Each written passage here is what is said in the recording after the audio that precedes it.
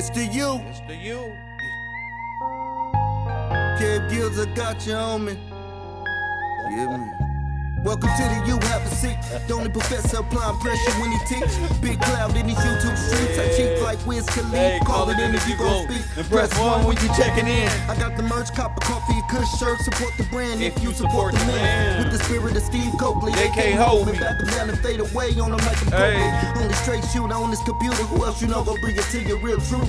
Hallelujah. More haters, more moderators. Get yourself timed out for making outlandish statements. Yeah, Ain't no playing bungalow 54 is where you go with the herd. I got no patience. Either for God or you love Satan. It's reclassification over entertainment. It's for you. Hey, Everybody wanna have a school, but it's for you. but it's for you. Care less what a hater say you do. It's for you. Press 1 if you support, if you don't press 2. It's for you. Teach nothing over here but the living true. It's for you. Press 1, press 1, press 1, press 1. Press 1, press 1, press 1, press 1. Press 1, press 1, press 1, press 1. Press 1, press 1, press 1, press 1. Everybody wanna have a school, but it's for you. Care less what a hater say you do. It's for you. Press 1 if you support, if you don't press 2. It's for you. Teach nothing over here but the living true. It's to you. All right, we up in here. Shout out to the people who support the broadcast. Want to give a shout out to those who make it a habit of supporting this broadcast. Couldn't do nothing without y'all, of course. So I want to give a shout out to, let's see, these are the early birds. These are the people who check in early with your boy. You know, Jason Harris, not only a damn student, sponsor, and a contributor here for the daily coffee. Gotta support that. Gotta love you for that, bro. Shout out to the Cedric Jefferson. Shout out to everybody's favorite white auntie Deborah Nichols is in the building. And yeah, shout out to the people who support. Doesn't matter where you are. What does it matter where you are? Shout out to the sponsors, of course. Pop Deuce, Lita McCoy. Shout out to you, Bocat. Yeah, Karen Devine. Let me see who else is in here that's like, okay. Boom, boom, boom. Make sure I got everybody. Yeah, shout out to the moderators, of course. Couldn't have already a steady chat room if it wasn't for y'all. Being from Texas, shout out to you. Not only a sponsor and a contributor here and a student, but also a surprise guest every now and then. Every now and then he chooses to be a guest. Shout out to you. Shout out to Brian King. Shout out to you, Karen. Both of y'all. Shout out to both the Karens. Let me see. And Janita Moore. I just want to make sure I cover people for the last few shows. Royal Purple, thank you for your sponsorship of this program. Yeah. Now on to the chat room. Benjamin, what up? Good to see you. And is that it? Is that it? Well, awesome. I want to start off by saying it's been a great year here at KevRow University. The support, I couldn't ask for a better support team, even if it's $1 a day. Shout out to y'all. Y'all really changed my life. And I hope that y'all not taking this information for what up. Brian King Sullivan is out there somewhere. Keith Barnes, shout out to you. I hope y'all, and thank you, Keith, for that support. I seen you in the Cash App. I want to thank y'all. Without y'all, this wouldn't be possible. A lot we have went over, triple time this year. You know, moving at a pace, trying to gauge really where people are mentally and how to better relate. I'm always trying to work on myself. So no matter how hard y'all think I go at certain students, I always go that hard on myself. You know, and I spend a lot of time thinking on how to relay this message over. You know, I'm new at that.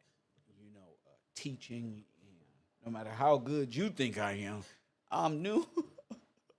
I'm new at that. And there's a lot of things that I'm learning, even with myself. The patience it takes to even do this, to even do this and work with people who all of our lives, all of y'all lives, we didn't know none of this stuff. So it's been a blessing. Being patient, waiting on students to develop enough sound of a mind to be able to speak. May not be last year, may not be this year, or even next year. But whenever you do decide to speak, it'll be a great win for you. That means your neurons are connecting and it's just making sense. I've written these lectures, these books, non-compos mentis, and death by silence, and we got life without the possibility of parole. That's awesome. That's one of the best things I've ever did. The non-compost and a life without the possibility of parole. These two things, these two books, um, for me, is the best things that I've ever expressed on the internet because it gave sound understanding to those who need it. Niggas who are in the asylum, people who are stuck in those loops of family curses that don't know how to mentally get over the hump, per se. Made those establishments. And, you know, it's been a journey getting people to understand this. I ran this information by a lot of people who make it a habit to live by the underworld or the prison rules and all of this. And they really was like, whoa, you know, this is this is something you have to read and want to get in tune with if you're analyzing yourself, especially being black in this white man's world, as they say, as Tupac Shakur said, it's tough. It's tough navigating the seas, these laws, these rules of engagement per se. You know, I just hope that everybody don't take this information for granted. Um, actually, because it's not for me, it's for you. Actually taking notes, actually mental notes, opening up tabs where you can app or something where you can take notes and really get your mind wrapped around words and how to what's being conveyed here. You know, it is a study. It is like an asylum. It is like Shutter Island because that's what we've been in this whole time. So adapted to that, understand. The first thing is admitting the truth. This is where we are. You can be incompetent and still make rational decisions, y'all. You can be dead in the law and still be alive, moving around, buying and eating and stuff like that. You know, so it's not the end all to be all. You're not in the ground dead. That's what's important. So I can honestly say where I'm at mentally now, I can look back on 2020, what is that, 2025, and say, damn, how could I graft all that a little better? What's missing there? And one thing I like to say is foundation. Foundation has to be solid. You know, it's at KevRow University because new students come, new trolls come, new students go, new trolls go. So we gotta have some type of foundation here that separates us from those in the pack. You know, so I've hit with these different books and these different lectures and these different ways of expression. You know, life without the possibility of parole, non-compos mentis, the prison pipeline fail-safe. This is guaranteed if you're incompetent. If you are incompetent, and if I say incompetent, I'm not calling you a retard, even though we be clowning. We be clowning because y'all clowned us. We be clowning because y'all clowned us. All right, so I don't want nobody to take this year and get offended. There's nothing to prove here. We've been through this information. Non-compost mentors, you understand it at least on the level of being in class every day, listening, being here asking questions relating to the info. That's all I need. That's all I need. Because this is my scientific theory. This is my theoretical breakdown on what's wrong with us, the black men in America, and what I've been living through, and what I've witnessed, and what I've been blessed to be exposed to is the reasoning behind why they do what they do. And I've been thinking over the last few days, and it just hit me yesterday. What a great word. Reasoning. Reasoning behind why people in the asylum do what they do. And the answer is there is no reasoning. There is none. They can't even think of a cool way to prop it up to make themselves just irrational decisions in the heat of the moment, feelings and emotional reactions that lead to life in prison without the possibility of parole. Press one. Their whole lives they're taught, they're raised by single mothers who react. It's in a natural state. So they're reacting the same way they would raise. How to just react, get rid of the problem. Get out of my face. Get out. Right down before I kill you. For a while, I come back and you see, this is what they was taught. I had to realize that sit next to him. See, not sitting with him, I didn't know I'm outside looking in, even though I'm inside, still outside looking in, because you don't know the mental capacity in individuals. You don't really grasp the state of mind these people are in. You know? So one of the things that I've been blessed to do is go sit with them and naturally begin to understand. Because that's what I do. I'm naturally observing and trying to come up with a scientific reason behind this. And if anybody else has, let me know.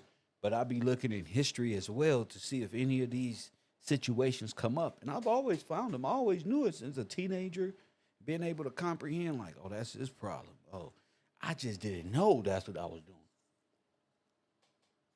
Meanwhile, I got my own issues. I ain't even studying. I'm not even thinking about got my own problems, as a young person. So I took this is like a breakdown of how I observe things. So when you get the lecture, non-compos mentis, and understand that, and life without the possibility of parole, this is just things that I've been observing the whole time I've been on Earth. You know, so I just haven't had nobody to come against it. So I know it's solid information, and I got a solid theory. I just didn't know where I was going with it because I've never been like encouraged to shoot that type of basketball or think about things and express yourself that way. I never like thought about that. Didn't even know that was possible. So for me, this is like Serena Williams winning the Wembley. Why? Or Kobe in those times where you in the gym, you don't even know why. You just there. So that's what people see and here at KevRow University. That's what I do. Not every day is perfect for me. I don't even consider them perfect days. I just be like, God is good. Today is today. If the day is good for me, it's no stress, peace, my little food, simple life, simple life. That's me. So I'm not in the want of all things. I do got a business to run though and open up and things in my real life. Well, this is real, but I'm saying offline that I'm establishing for myself as well. So I've been thinking on how to relay this message over to the people without getting myself frustrated, because it's frustrating working with patients. Press one, and anybody know that? Anybody working in the elderly facilities or on child daycare facility, or maybe you just watch your badass nephews and nieces for a little bit of change. The cast of characters that come through here, and I try, instead of getting frustrated, I'd rather bungalow 50 for them and clown them, because I'm not getting frustrated. I'd rather bag on you. I'd rather talk. I'd rather keep it real, like we used to do in school. I'm a bag on you. I still love you, but y'all gonna be having your ways, man. Not saying that those ways are set, because everybody's different. I came out of my ways, which was a shell. I came out of my ways, and it's beautiful being free. I don't got no problems. I'm trying to tell you, I don't got no. There's not a bill on this earth that's big enough to knock me off of my mental capacity. I don't live beyond my means. I'm like, okay, I got it figured out pretty much. I got it figured out. So, I'm at peace with what I do. I'm at peace with the work that I do. I'm at peace with developing these lectures into formidable books that are purchasable on Amazon and things of that nature. But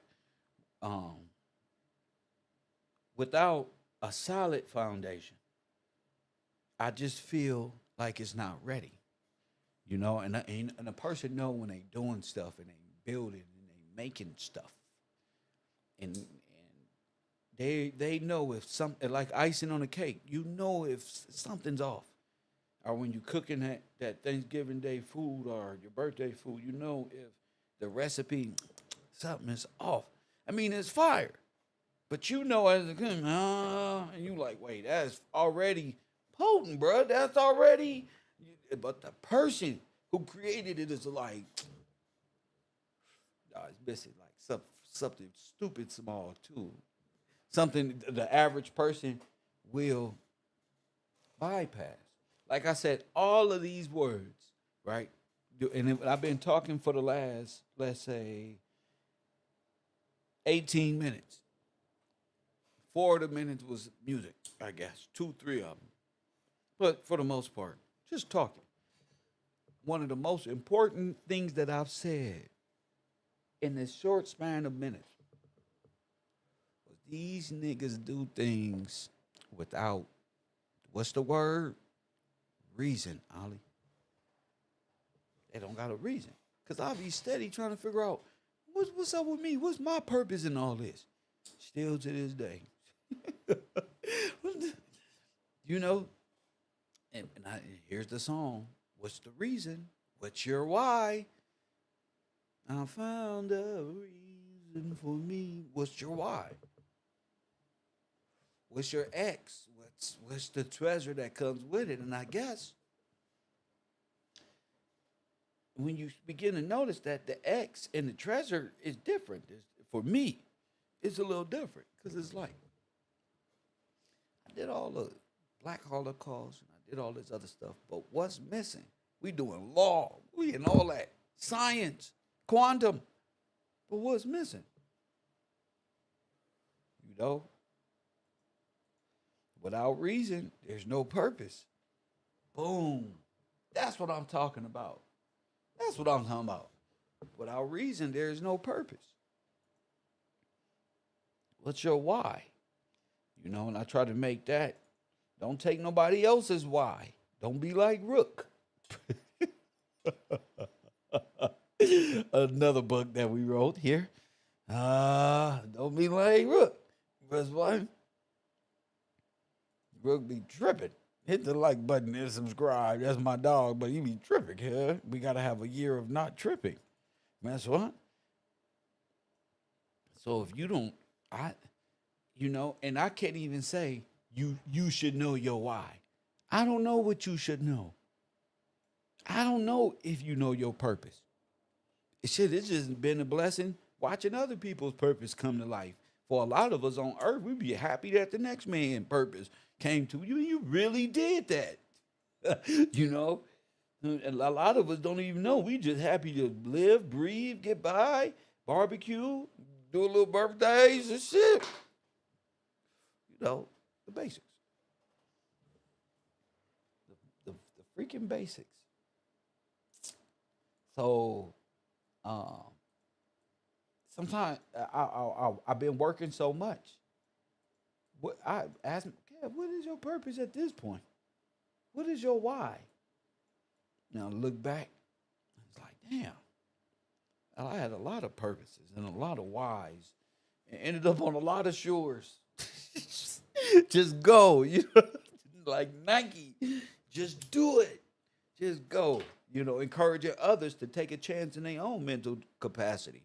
Don't be worried about what others think about you. Laugh with their ass. Laugh at you with them, and see who get the last laugh, and measure it from there. Guess what? Let them laugh first. Laugh with them. Dare yourself to challenge your mind, and have faith. Try not to force life. Just flow, And I've been selling and doing my thing because naturally that's what I've been doing my whole life. Just go. Like King Von say, I'm on go when it comes to this what baby say from Cat when it comes to this grind. I've been doing this. I'll be the first nigga up in the hood with nickel bags, 5 for the 4-5 for the dub, beating everybody selling ounces. Fuck them. Press one. KevRow. Press one all through the Hoovers in the 60s and press one brand. Nigga, Kev. Nigga, move. Nigga, I'm here. That's when weed was illegal, but nowadays they legal. That's weird as hell to me. A lot of people in prison. This is wild. But long story short, converting that, having the mindset isn't bad. It's what you're doing with it. Converting that over to lectures and books and things of that nature correctly. Now that make me feel different about life. Whoa, hold up. I've always been thinking like this. What the fuck happened? So sometimes I don't know. You work so hard, and your purpose is just there. And I guess my purpose was to wake y'all up. Press one. I guess my purpose was to wake y'all up. No, to the world I see y'all living in. Because my world was always too slow and boring for everybody else. I'm like, what y'all doing? I became part of their world like this shit weak. But I'm still here though. What up? This shit weak. I should be asleep by now. So my purpose, my Y and P has always been growth, continuous growth and development, like the GDs and the dope. Press one. Continue with growth and development and faith in God and showing people through testimony. It don't matter if this world, they laughed at Noah when he was building the ark. That's one. They laughed at, oh, no, he just, see? Here I am talking about a mental ark. You think they cared about, no.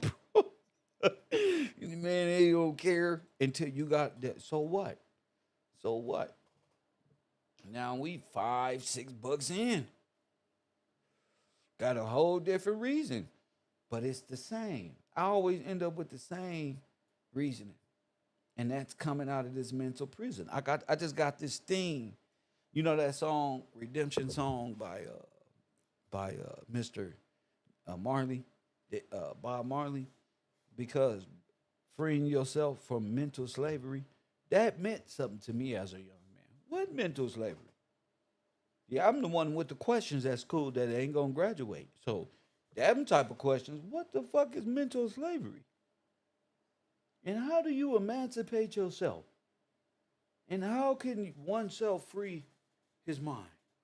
I'm thinking, well, how could you do that?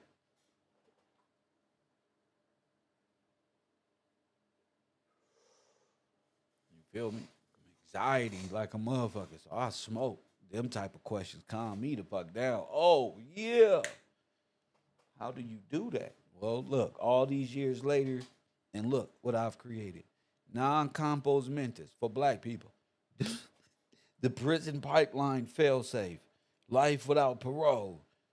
But it's all dealing with the mind. The mind of those who are in bondage, are in mental slavery. We prove mental slavery right now on the show all the time with history and how we've been dealt with and how we've been dealing with the world. Facts. Even the laws that govern over the black body.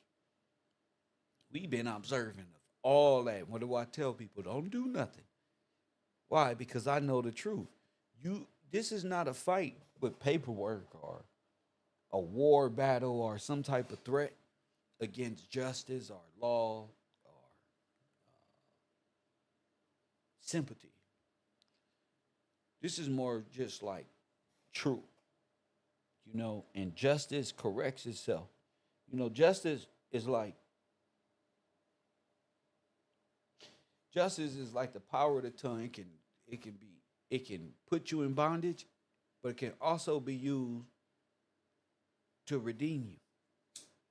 That's crazy. So the same things that put you in the situation will be the same things that get you out, depending on one's perception. You know what I'm saying? We ain't gonna get nowhere bouncing left or right no more. We gotta have a sound mind, a real vision on how this system operates, not how this system fucked me over because my poor decisions led me into debt, or how they need to give me reparation because I'm too lazy to get a forklift job today, or I gangbang because, see, these are poor reasoning, right, Ali? The reasoning, back to the reasoning, is like seasoning. The reasoning is off. You know what I'm saying? So, KevRow, Mr. motherfucking Gillespie, is upgrading the classroom. And we're going to upgrade into not taking, doing homework. That's going to frustrate me and you. That's one, because I'm going to bring it up. You're going to be mad at me, and then I'm going to start clowning. You're going to be more mad. Then I'm going to get mad that you ain't doing the homework, and then that's going to be a terrible judgment call. Scrap the homework unless you choose to. Your homework is your notes. Your notes lead to questions. That's on you. That's on you. You don't need to be first one up. That's why the notes is just there. If you want, hit me on Discord or hit me on Patreon and ask me some questions. I'm available. I take what I do serious, especially teaching this stuff.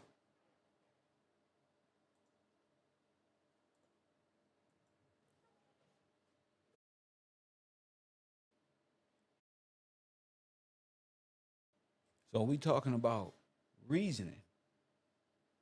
We can honestly say that our people is in jail, most of them, because of lack of reasoning. Can we say that? Press one if you agree. Because of lack of reasoning. If you go to prison and ask them single-handedly and get interpersonal, why did you do that?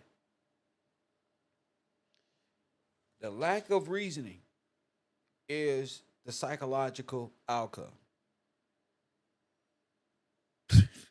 Simple as that. Not because nobody likes you, because you don't have a valid reason in law on why you did what you did. Right? So, having valid reason and decision making skills is something that Universe 25 males was not taught. Damn, huh? They substituted that with authoritative discipline.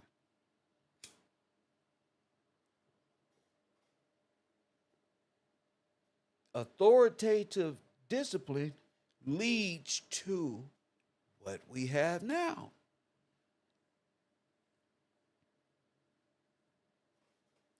An easy way for the person who falls in those categories to go from school to prison real fast.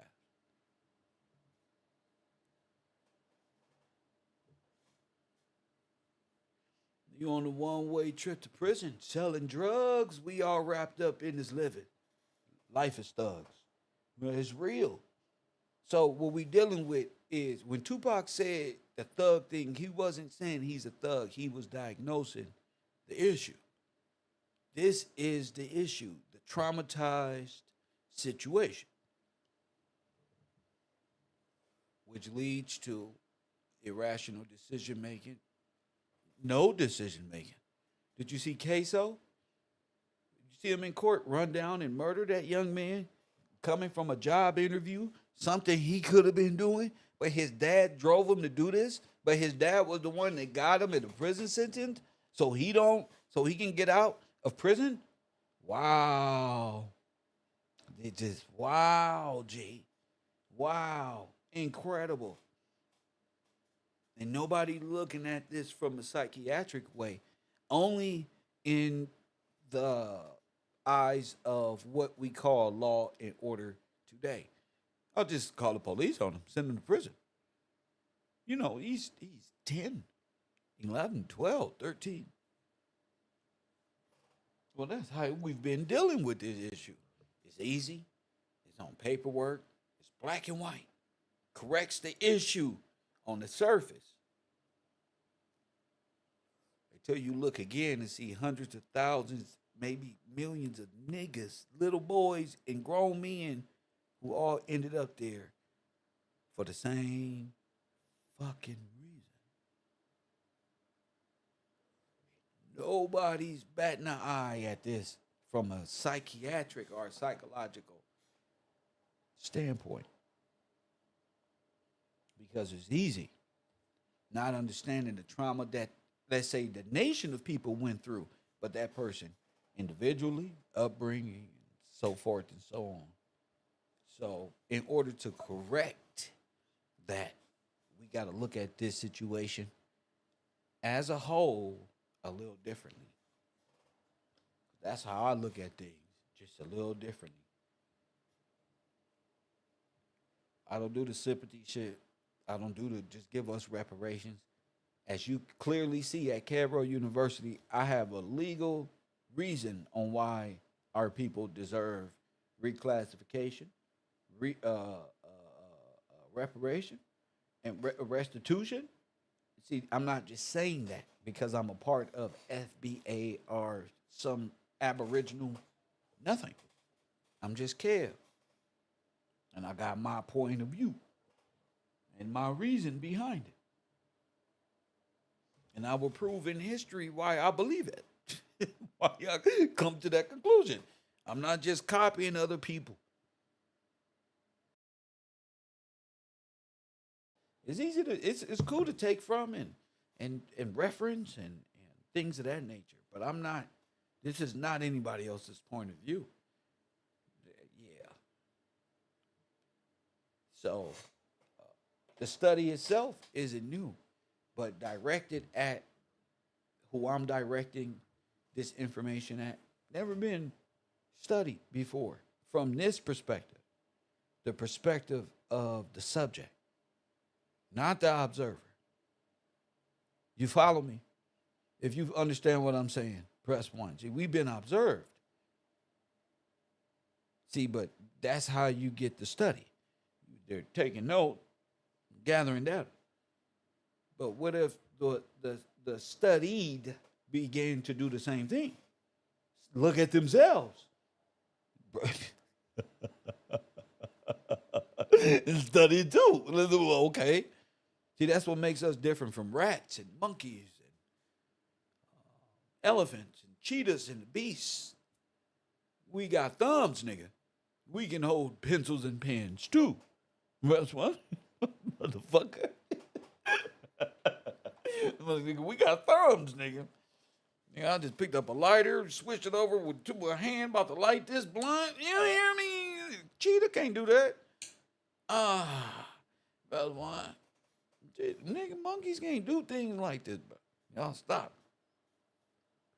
But we got a choice. You can be beast-like, carnal, or you can be internal, spiritual. What I mean by spiritual is sound mind. Because the world will say spirit is this, and your ass will be called in the Egyptian Book of the Dead talking about spirit this and spirit that with no clarification.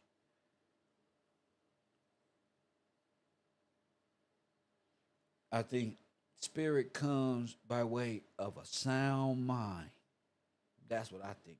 And I think a lot of us feel it when we're by ourselves and building by ourselves. We just don't know how to interpret it.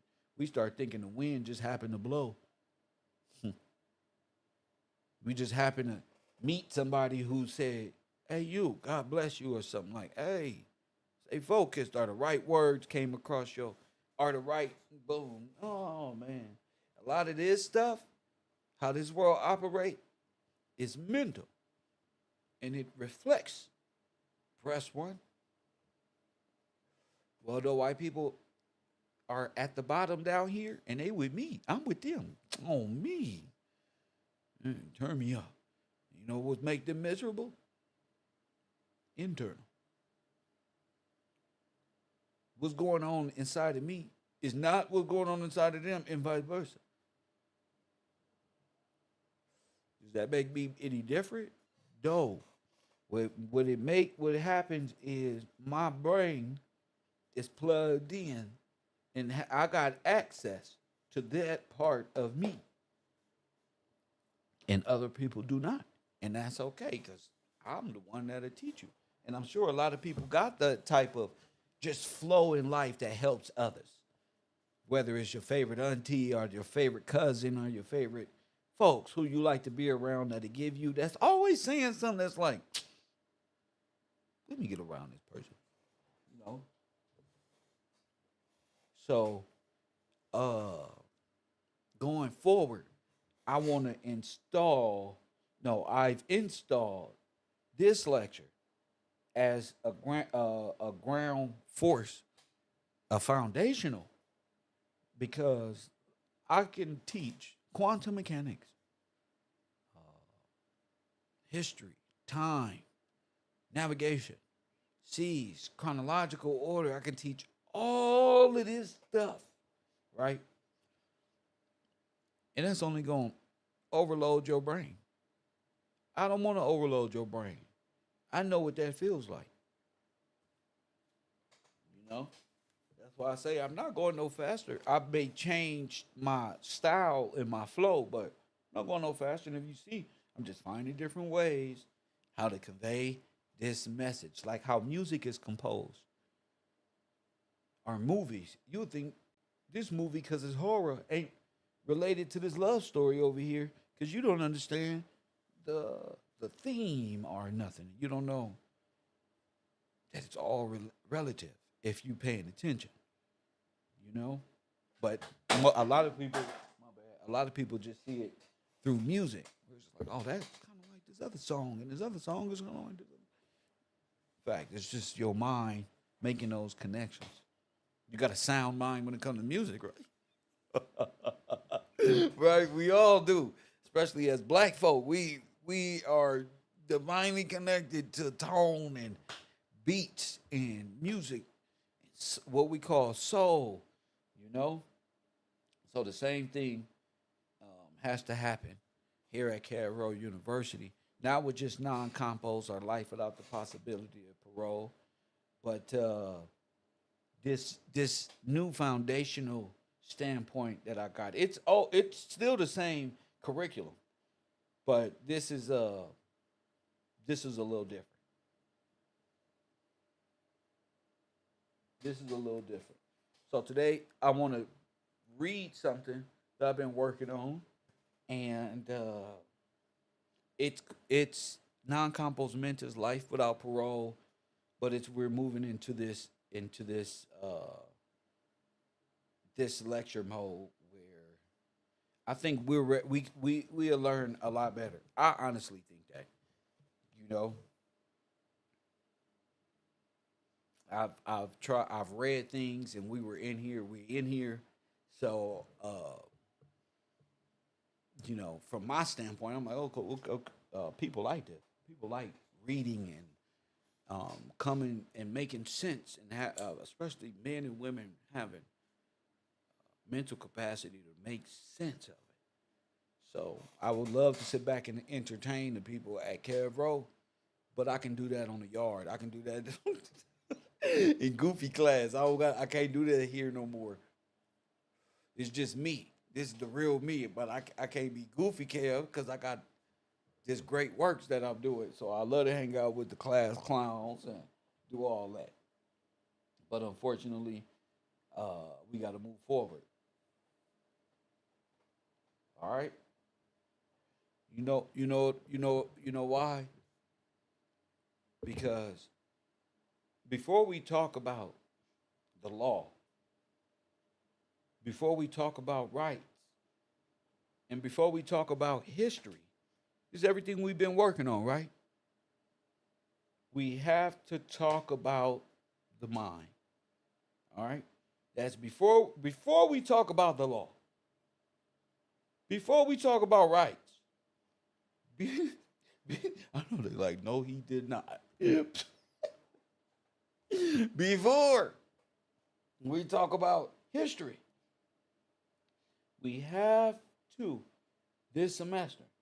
And this semester we're by so damn fast. The mind. Because the law, we're gonna look back at the end of this year and say, whoa. Because the law does not begin with behavior. It begins with capacity. Okay. I was just talking about mental capacity. All right. Everything that follows in your life legally, socially, and institutionally rests on one's assumption that is almost never explained to you. That assumption is that you are capable of understanding, reasoning, and consenting.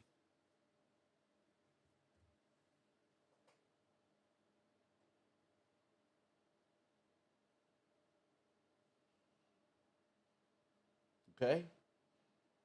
That assumption is that you are capable of understanding, reasoning, and consenting. Most people believe the law exists to protect them. That belief is incomplete. The law exists to classify people first. Let me explain that.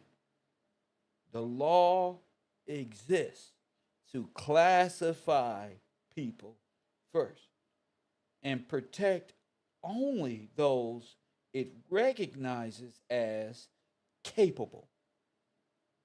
You understand? Let me rephrase that so you can write this in your note. The law exists to classify people first and protect only those who it recognizes as capable. You follow me? This is not malicious by default, but it is procedural. The danger comes when people are never taught how that procedure works.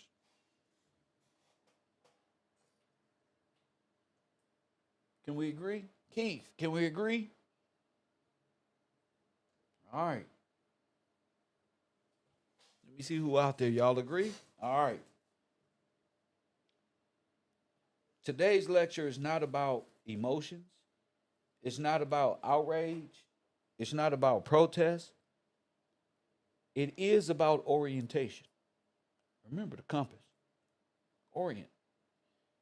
Once you understand how the system defines a sound mind,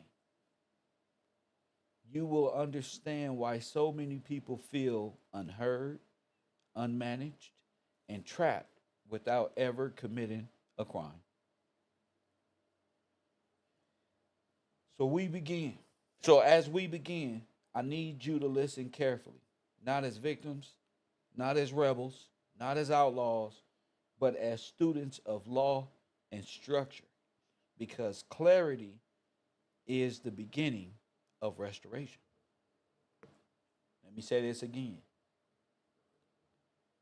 As students, we are studying this not as victims, not as rebels, not as outlaws, but as students of law and structure, because clarity is the beginning of restoration. All right? I can see clearly now the rain is gone. Yeah, what? Okay? The phrase sound mind is one of the most powerful phrases in law, and yet it is one of the least understood. In every language, people hear sound mind and assume it means intelligence, sanity, or moral character. In law, none of those assumptions are correct. A sound mind simply means the ability to understand the nature and consequences of one's actions within a legal framework. Huh? I know.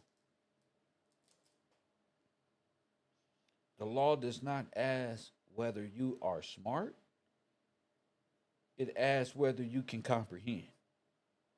It doesn't it doesn't ask whether you are educated.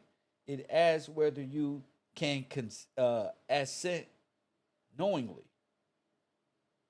This distinction matters because comprehension is a lower threshold than wisdom, but a higher threshold than existence.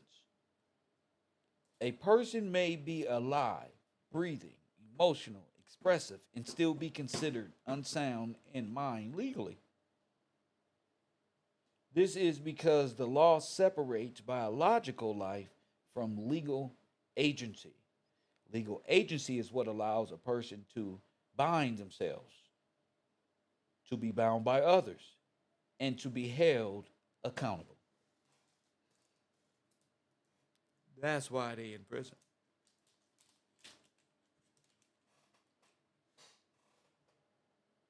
This is why contracts require competency. This is why wills require sound mind. This is why testimonies require mental capacity.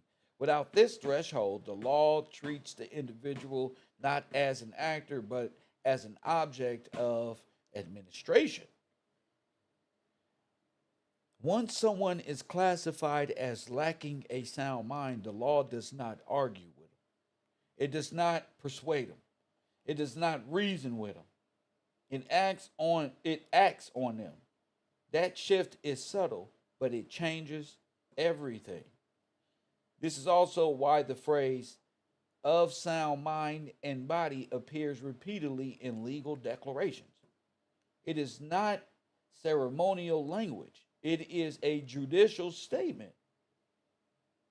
It is the declaration that the speaker is capable of standing in their own legal authority.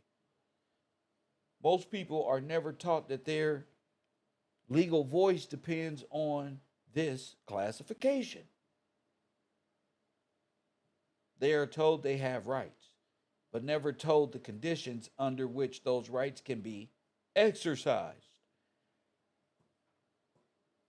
This omission is not accidental. This is structural. Understanding that this is not about fear, it's about precision. Once you understand what the law means by a sound mind, you can stop arguing emotionally with systems that only respond procedurally. And that is the first step towards restoration. power. Okay? Self-determination. Okay? The most uncomfortable truth students must face this year is realizing the law does not recognize humanity. It recognizes capacity. Humanity exists philosophically, spiritually, and morally. Capacity exists administratively, and the law is the administrative system. This is why children, though fully human, cannot contract. This is why wards, through alive and conscious, cannot represent themselves. Lloyd's of London, Captain Owens. Press 1. This is why guardianship removes decision making authority without removing personhood. The law is consent here, even if it feels cold, even if it's a cold. So you learn it. You don't do bad things and you learn, right? This substitution is where many people unknowingly lose standing. They believe that they are speaking, but the system hears noise. They believe that there are certain rights, but the system sees management issues. They believe they are protesting injustice, but the system sees instability. This is not because the system is evil. It's because the system is mechanical. It responds only to recognized forms of capacity and standing. Anything else is filtered out.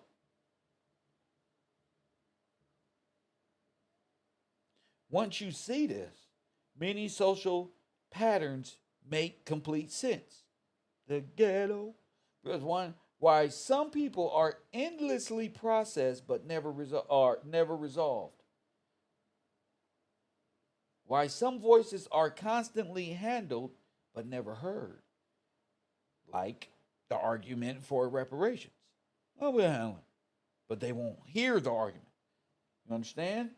Why certain communities are overtreated and under recognized. The yin and the yang. The issue is not volume, it is classification. If the system has categorized you as lacking capacity, formally or informally, your words will never land where you think they should. This is why restoration always begins with the mind, not the demand. The law does not fear people who are angry. It fears people who are clear. Amen. These words mean things.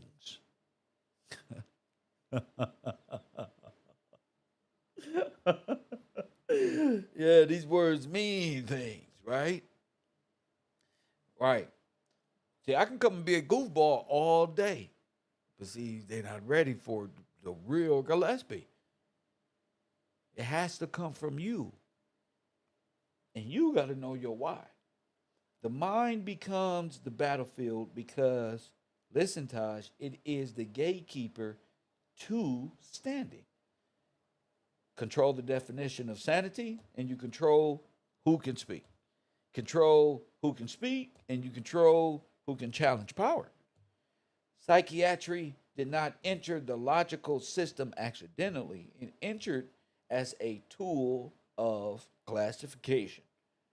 Its role was not merely to heal, but to distinguish between those who could be trusted with agency and those who could not. Right? Once the state gained the ability to label minds, it gained the ability to reroute lives without trials, without verdicts, and without public accountability. Treatment replaced education. It replaced adjudication. Diagnosis replaced debate. So when you had all the black people, runaway slaves, and they came up with diagnosis, that replaced argument. The ability So we'll be sounding like the app, give us free. Oh no. We're going to be able to speak this time. You get me? Presume guilt and all the other things. Awesome. All right. This is why. Oh, wait. Once the state gained the ability to label minds, it gained the ability to reroute lives without trial. Okay, this is why language matters so deeply. Words like unstable, unfit, disturbed, and non-compliant are now descriptive. They are they are not descriptive. They are judicational, judicial words. So these are words they call you when you running from the police on the street. Oh, all them little Q words. Oh yeah, it seems to have been unstable.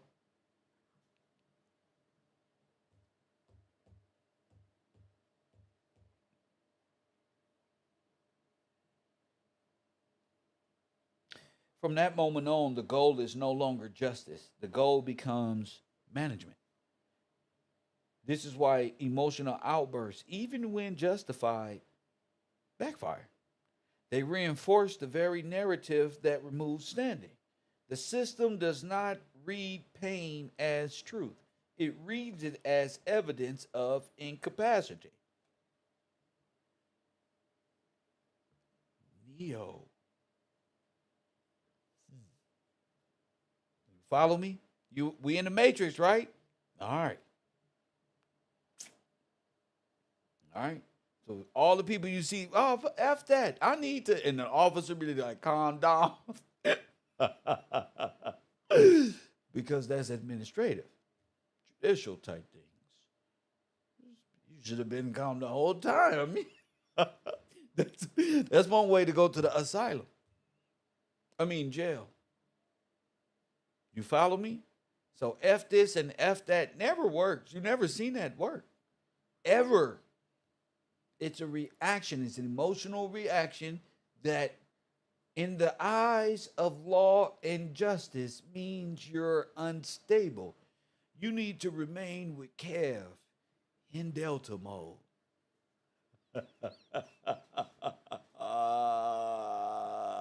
Gotcha, bitch. You need to remain in Delta mode.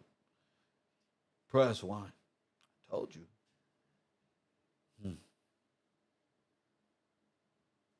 That way, they don't have psychological, administrative power over you. They just waiting for that one. In fact, they come in trying to make you mad. Man, what's up with you? You ain't got no girls to call today? What that got to do with my ticket? What's in my phone? What does under my seat have to do with a speeding? Sir, calm down, kid. Press what? See, sir, go ahead. How about the video? You must see that lead me to believe you got something to hide. Y'all better be glad I wasn't the lawman. Look, get your ass out the car. You don't gave me. Are you trying to obstruct, nigga? Everybody be getting obstruction around this motherfucker. You know, all down this highway. Obstruction. That's me. They call me obstruction, nigga. Hit that like button and subscribe. Oh my goodness, I'm just finding a way to explain it. But yes, mad, unsound mind. Told you. A lot of men supposed to look at their baby mamas before they went to jail and said, what? You trying to make me mad. Press 1 to themselves. You trying to send me to prison. Because that's what's going to happen when I get mad. Press 1 and boom. Press 1. Everybody be like, no, calm down. You don't, not today. It's Christmas. Press 1, there's unsound mind. You going into uncharted territory. And this usually about the time I grab my keys and be like, it's time to get by, huh? Ain't no bullets about to be flying this way and accidentally press one. Mm-mm. Accidentally. We got a male out here with the fresh Jordans on under the white tarp. Looks like an African American. He looks like an innocent victim. He's standing around. South Central. Oh, nigga, I know what an irrational reaction is about to look like in the hood. What? This is not going to end well. This is not going to end well. And on my way to pulling off, all you heard was bang, bang, bang, bang. I told you. Told you. Told you. Did you grab that plate, brother? I told you. First of all, I got a navigational system that's like, something ain't right. Time for me to go home and go to bed. First of all, I don't did that so well. I love being home now. It's home, bruh. So yes, irrational reactions. The police told me, ladies and gentlemen, if 80% of the men did what you did, they wouldn't be in here, Mr. Gillespie. I said, no shit. He said, I'm not lying to you. All of them. If they did what you did, they wouldn't be in here. You got a cold mind frame. Yeah, I'm not being unstable. That'll cost me time. I don't got time like that. I got shit to do tomorrow. Press one. I got shit to do tomorrow. I don't got time. See what Brick Baby and them just got? Loose Cannon and them? Hell no. Unsound. Hell no, y'all didn't see. And what his girl doing on YouTube? Talking about it's hard being a single parent. This nigga, I'm fucking dead with this.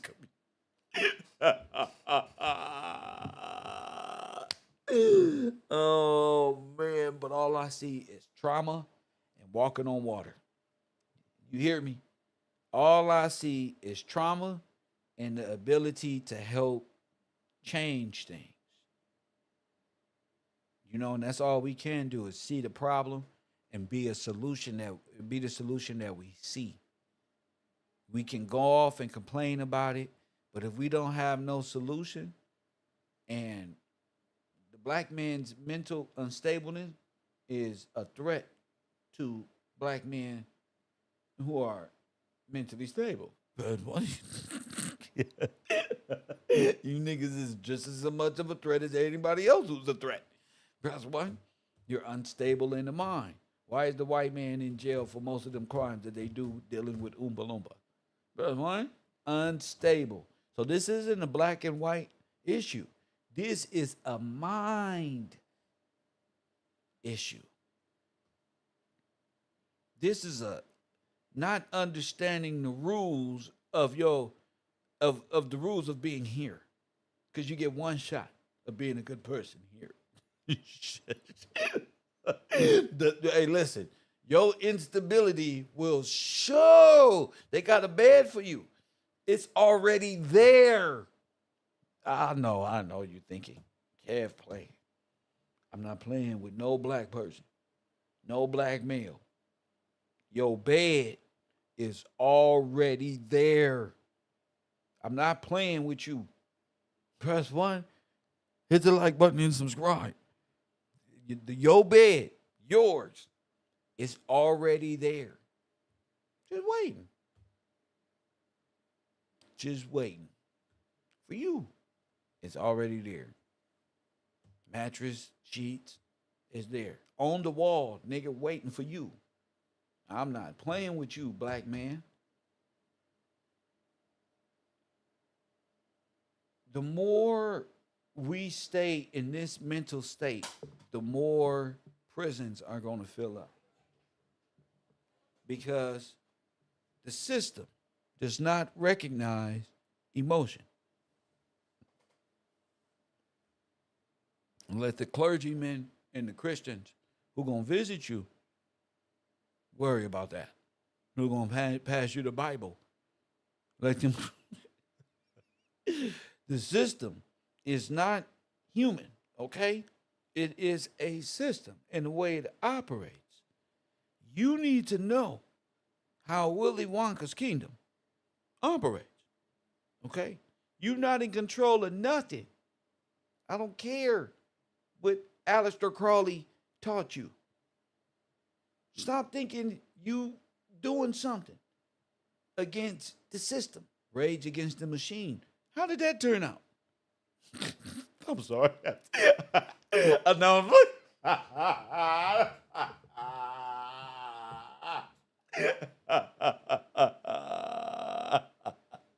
remember that group? That was a joke. That was a bad joke. I know white folks, they think that's fine. How that fucking shit turned out? Press one. False revolutions over and over again. And it's finally clicking like, wait a minute. It's like the movie with Tom Cruise where you fight in a sentinel every day. And then you win the war. And then y'all at peace again. And the alien's the one who tricked you into thinking you even won the war.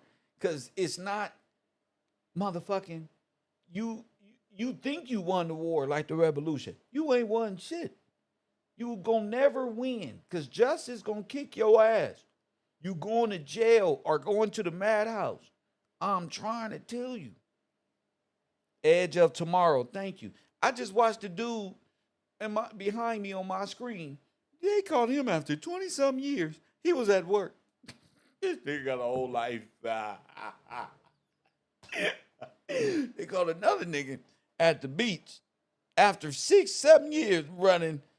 We didn't talk to you about your wife you murdered, man. He on the beach with another woman. Brother one. You should see him in there telling on themselves. They're not telling on themselves. We have to look at the mental capacity of these individuals. So when I say don't do bad things, we have to react to these types of videos. Press one. I'm sorry, y'all. I can already see it in my head. All right. Remember we put up the guy who pretended to be mad and he came in there, and the judge made him sign. This fool signed his name. See? You can't be too incapacitated. Fool, you know your we got you. That's how retarded you is. He didn't think about it till he left. The other cop told him, nigga, why would you sign your name if you retarded? You almost was out of it. The camera was on you. The spotlight was on you, big dog, and the world is seeing you. He belong in the mental house. This nigga, DeAndre Johnson, what's your age? Go ahead and put your mark right there. X there. All right, good job. Guilty. Life in prison. That's one. Damn. Why? Administrative. Has nothing to do with the judge. It has nothing to do with what these people got y'all thinking. You can pledge yourself to another nation if you want to. There is systems that protect the average good person, the person that law recognizes as sound. It don't even matter a lot of times if you don't even got a license around this bitch. If you got a sound mind, the officer gonna ask you what you do for a living. You ain't budged at nothing, sir. I'm gonna go ahead and let you go. Just put your seatbelt on and go take care of your shit. But nothing, no type of blessed situation can come from, I've never seen it, an unruly, unsound-minded citizen. Ever. They all go to the back of the patrol car.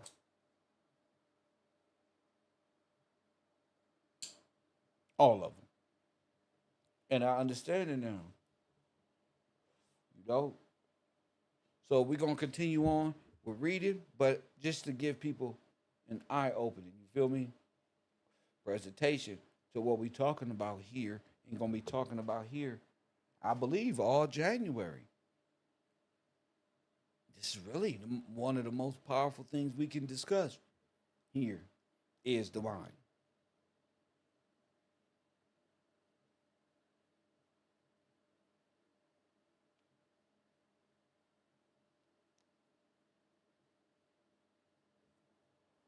Hit the like button and subscribe if you haven't. Hit that Cash App and you find any value in what we're discussing here today. All right.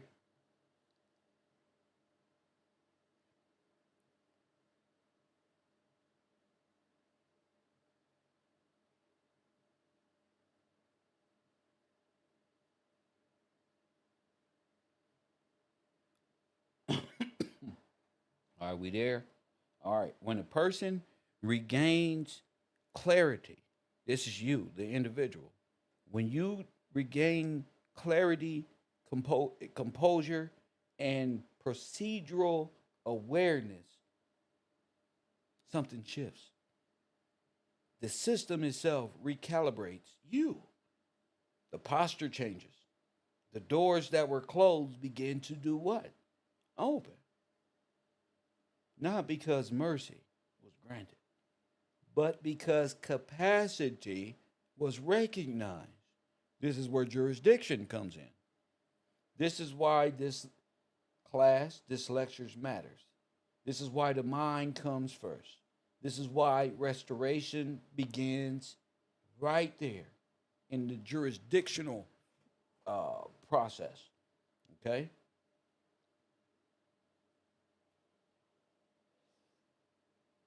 This is we were moving on to part two. Okay, we're moving on. Okay, in the last established chapters, we established something critical. What's that, class? The law does not begin with rights. It begins with the law, with the mind. Today, we move one step deeper because once capacity of the mind is understood, the next illusion must be and will be dismantled. The belief that rights exist independently of capacity. Now, at you being here at KevRow University, you should know that. You can't even be a mute and get it right. This is wild, right? The belief that rights exist independently of mental capacity.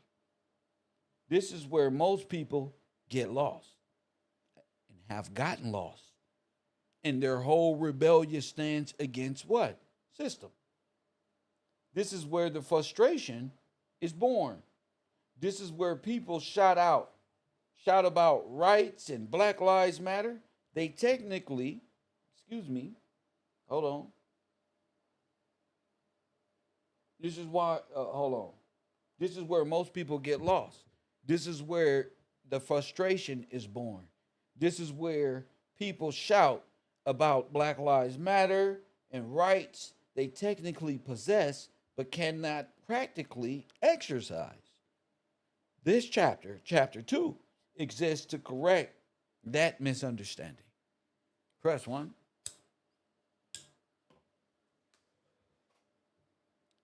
Okay? We are not here to debate morality of a system. Okay?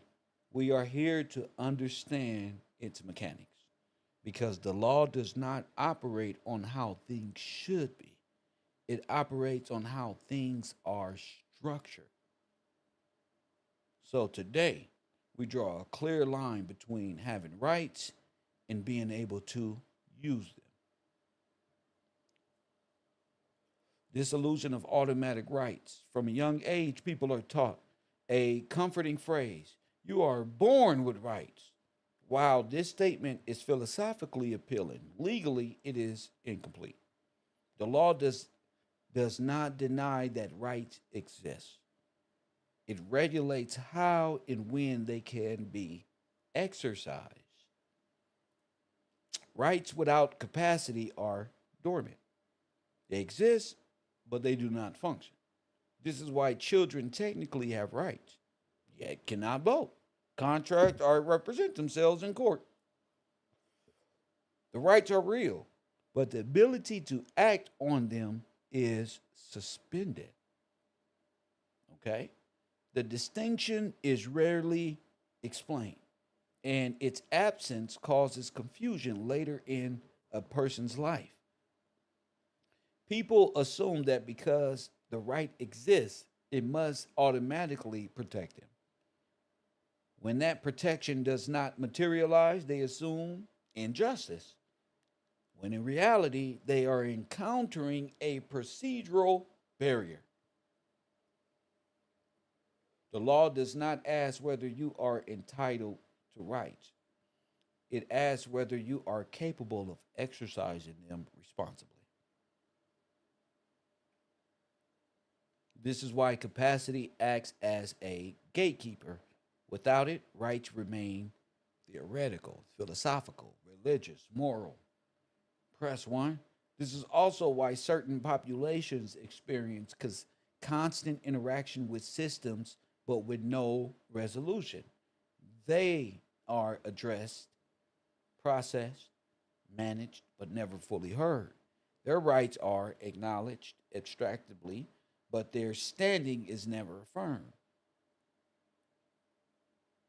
When people chant, I got rights, the system silently responds with a different question: do you have capacity?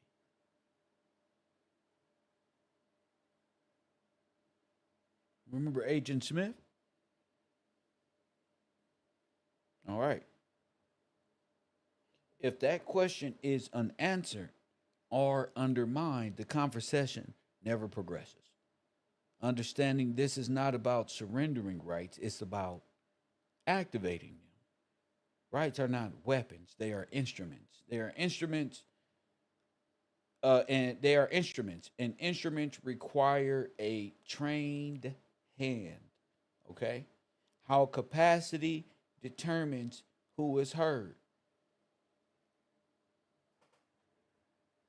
In law, being heard is not the same as speaking.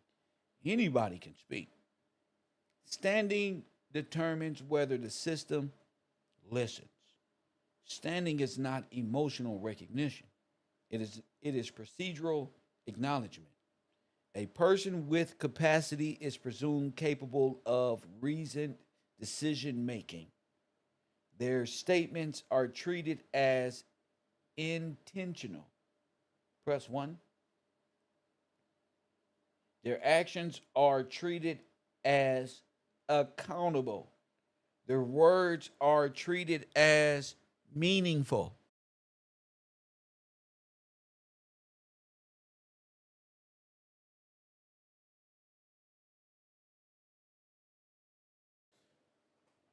A person, excuse me, a person without recognized capacity is treated differently.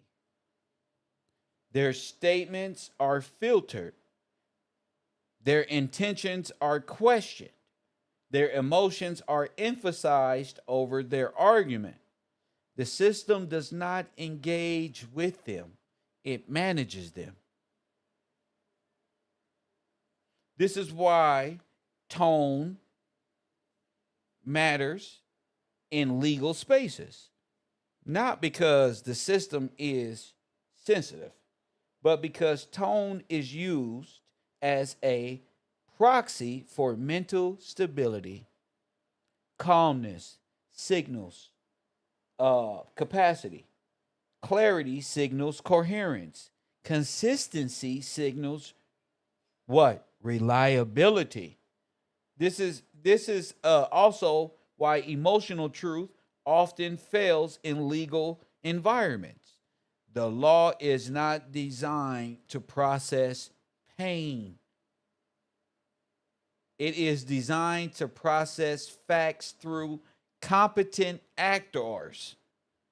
Once a person is perceived as lacking capacity, every interaction reinforces that assumption. Okay? Attempts to assert rights are reinterpreted as resistance. Requests for accountability are reframed as noncompliance. Press 1.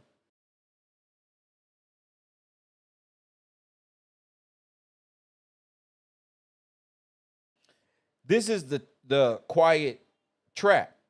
The more frustrated someone becomes, the more the system feels justified in sidelining them, just because, not because they are wrong, but because they are no longer legible within the system's framework.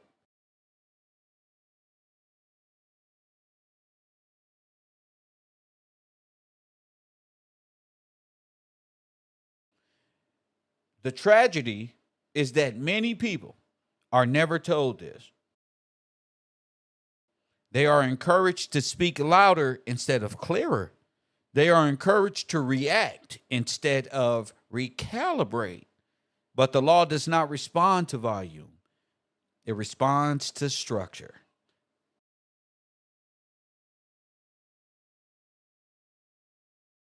This is why restoration begins with keyword capacity, not protest. Restoration does not begin with demanding rights, it begins with reestablishing capacity. This is the step that most movements skip.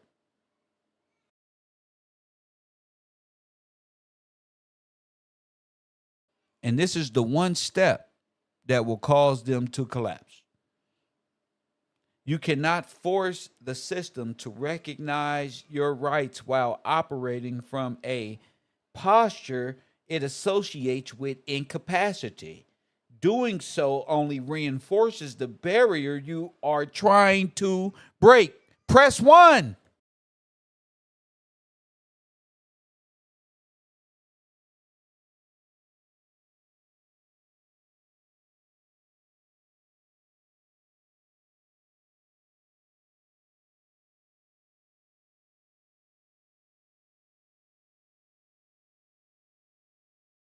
Yeah, I'm in the chat looking. Well, who paying attention? Restoring capacity is about demonstrating comprehension, restraint, and procedural literacy. It is about showing the system that you understand its language better than it expects you to. This is why most effective challenges are calm. Was Mark? Let me ask y'all a question. OJ Simpson's attorney. Think back. You never seen him out of posture, right? Simple. If it don't fit, and be logical now. Now this is gonna take real accuracy. If his glove doesn't fit his hand, hey, that's not what's true. It's what you can prove. Press 1. That's what make good attorneys, especially black ones. They get in there acting like Denzel. They're taking jackets off, and that's why I'm telling you, brothers, you better step it up. You better step it up. Press 1. You better step it up. Words mean things. Press 1. So, restoring capacity is about demonstrating comprehension, restraint, and procedural literacy. It is about showing the system that you can understand its language better than it expects you to. This is why most effective challenges are calm. This is why the most powerful arguments are measured. This is why silence at times is more disruptive than shouting. The system is designed to withstand outrage. It is not designed to withstand clarity. When capacity is restored, rights do not need to be begged for. They become operable.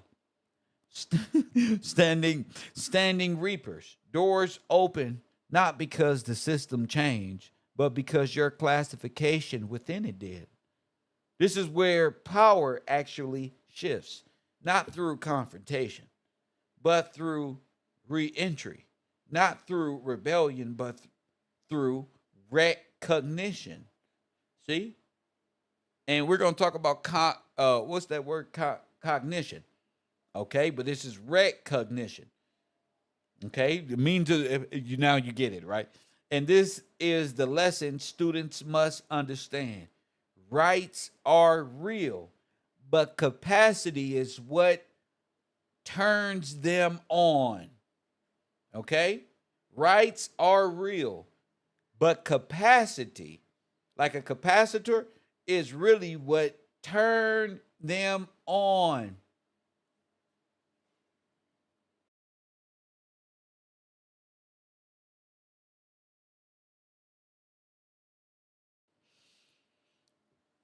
In the next chapter, we will move from the theory into consequences. We're going to examine what happens when capacity is removed, how rehabilitation functions legally,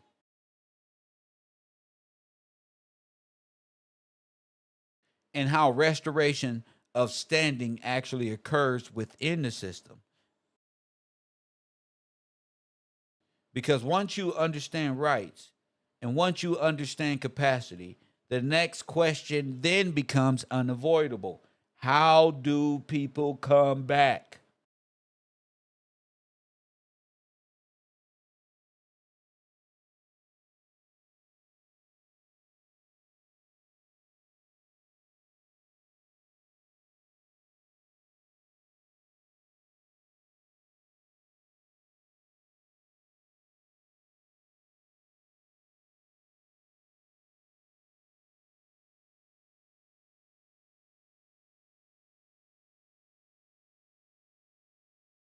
That was a question.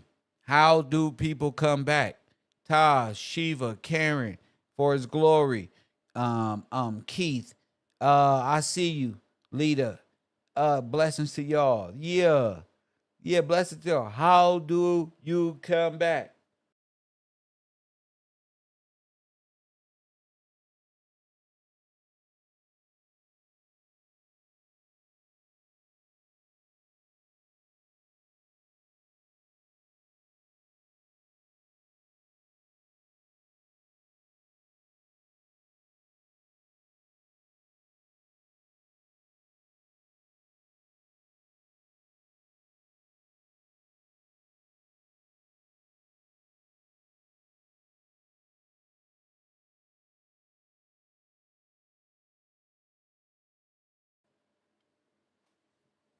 Well, let's make this very clear, very simple.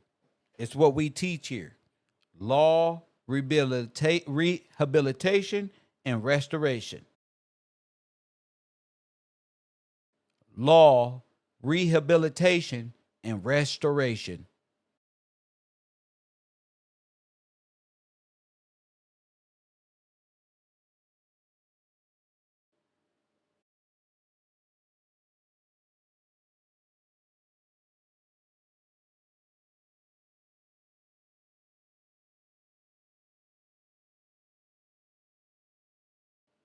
Law, rehabilitation, and restoration. Okay, moving on. Now that we have established how the law defines a sound mind, and now that we have separated rights from capacity, we arrive at the question that most people never get answered or will never ask. That question is not what went wrong. It's not who is to blame. This question is very simple, yet very profound. How does someone return once capacity has been taken away? How does someone return once capacity has been taken away?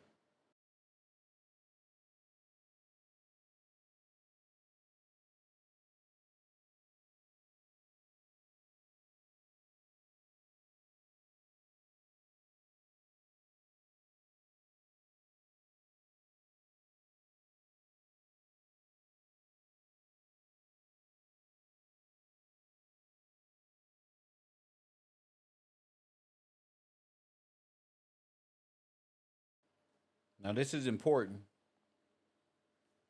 Okay. This is important. This is deep. It's going to take the class to upgrade really fast. It's 117 people up in here. Everybody needs to hit that Cash App, hit that support button, that like button, press one. Okay, this one's a little deep, and this is my last one for the day. This is my last one for the day, just because this is already a lot.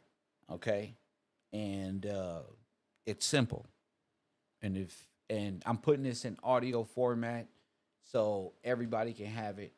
And God bless y'all who contribute to this process. Okay, okay. This is the third chapter. This chapter right here is not about punishment. It's not about shame, and it's not about permanent labels. It's about process.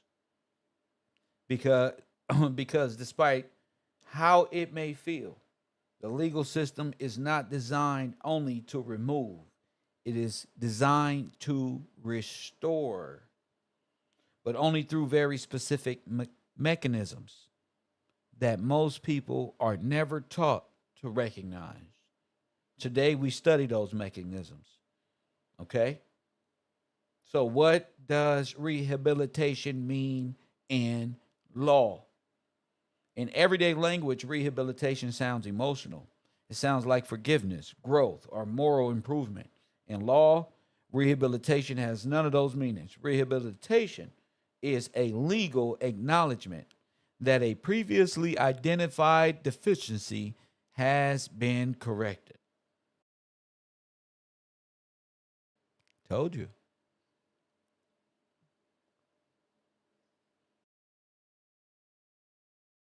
When the system declares someone incompetent, unstable, unfit, it creates a record. That record does not disappear.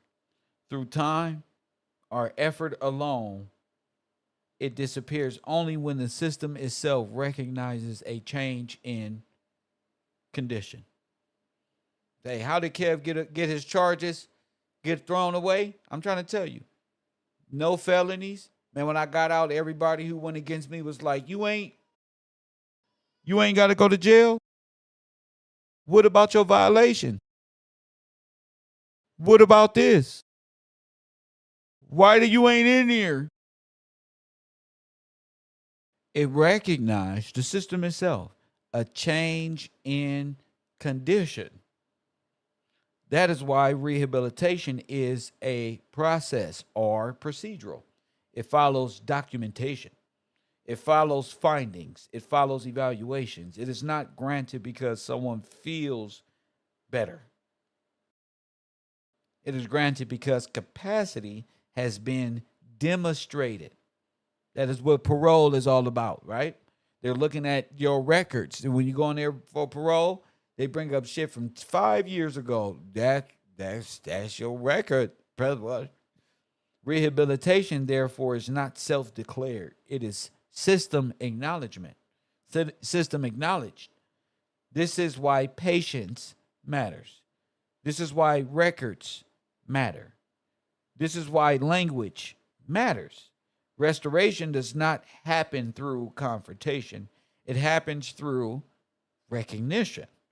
The system is slow, but it's consistent. It restores only what it can verify. Okay? The restoration of standing. Standing is not a right. It is a condition. Standing is not a right. It is a condition. It is the condition of being recognized as someone whose voice carries legal weight. A person without standing can speak endlessly and still never be heard. A person with standing can speak briefly and reshape outcomes. The difference is not intelligence, it's classification. When standing is removed, the system does not announce it loudly, it fades quietly. Response shortens, doors close, authority shifts away from the individual and towards the institution. Restoration of standing oversees this process, but it does not happen emotionally. It happens structurally. The system must be shown that the individual now meets the threshold it previously claimed was missing. This is why composure matters. This is why consistency matters. This is why clarity matters. Standing is restored when the system sees reliability where it once saw risk. It sees comprehension where it once saw confusion. It sees restraint where it once saw violence. This is why many people sabotage their own restoration without realizing it. They argue as if standing has already returned when the system is still evaluating. Restoration requires humility, not submission, but precision. The individual must move in a way that signals alignment with legal expectations.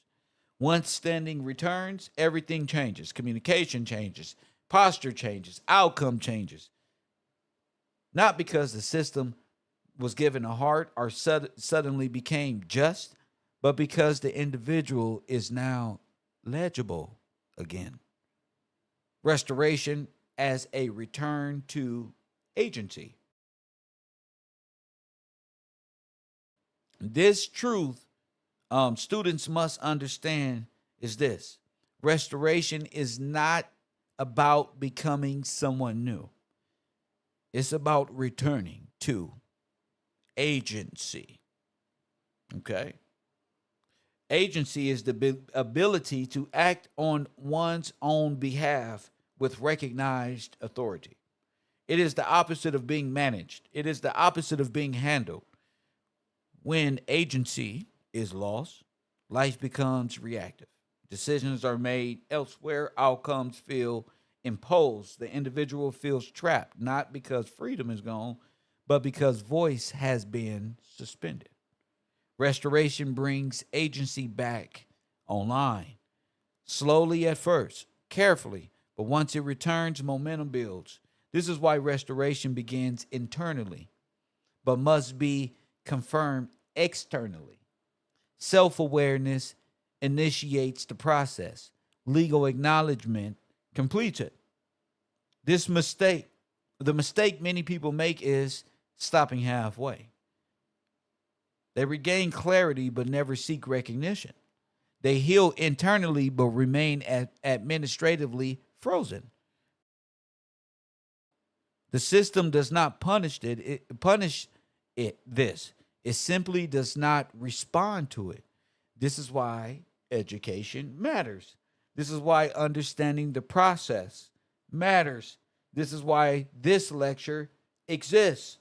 Because once a person understands how capacity, rights, and standing interact, they stop fighting shadows and ghosts. They stop exhausting themselves emotionally. They begin moving strategically. And that's when restoration becomes inevitable.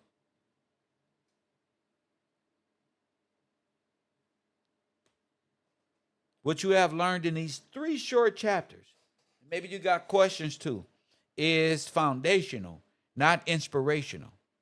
Foundational. The law does not begin with freedom. It begins with what? Capacity. Just learned this today, right? Okay, welcome. Rights do not function on emotion, they function on recognition. Okay? Look back, Black Lives Matter. This is why all of them fail. Okay? This is why all of them deal in emotion. And then they disperse. Right? Restoration does not come from rebellion. I know we love Tupac. Me too. It comes from alignment. And if you love Tupac, then you would know he went from rebellious to alignment. If you know his music, he went from outlaw to understanding the rules and testimony and asking for forgiveness. See, You don't love Tupac's example. You like the corporate perception of you being a thug and having an excuse. You like Nipsey when he was crippin'. You don't like the no, you do actually. The grown out of. See the difference? We didn't give Pac that chance. We saw Nip. Pac, it was kind of like, oh shit, the music played after he passed. Nip, you kind of saw, and then it happened. And then that was effective at the same time.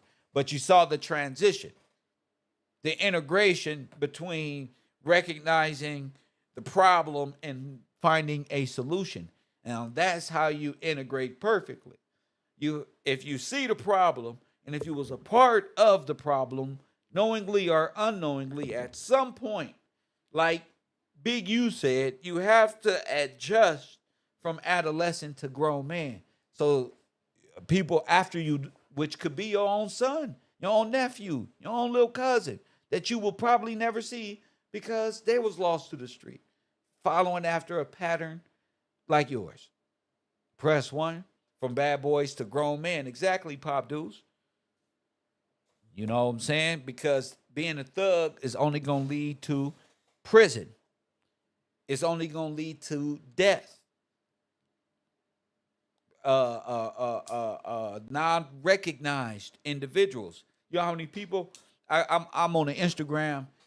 I'm following somebody on Instagram, and they do interviews in prison and overcome it. And man, the stuff they wish they knew now, that they wish they could come out, and you understand what I'm saying? But the law does not recognize emotion. But the WOW program, bro, if I can get some people to mess with me with the WOW program, I think we can get people out of life sentences. Press 1, I think we powerful enough to get at least people out of traffic.